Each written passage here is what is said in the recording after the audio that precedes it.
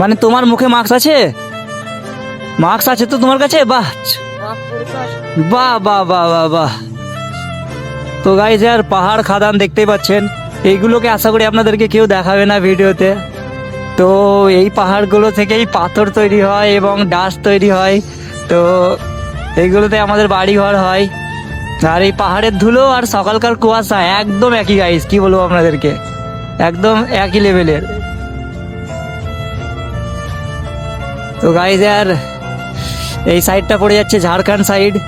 আর এইগুলো আগে আমরা মতলব হেঁটে হেঁটে আসতাম তো গাইজ, তার জন্য চরম লং লাগতো এইগুলো, মানে আমরা হেঁটে হেঁটে আসতাম বলতে গেলে ঘুরতে ঘুরতে চলে আসতাম আমার দিক থেকে হাঁটতে হাঁটতে হাঁটতে যতটা। আর একটা জিনিস আমি ভুল বলেছি, হেঁটে হেঁটে না, আমরা সাইকেলে আসতাম। তোরা এসছিস কোনোদিন সাইকেলে?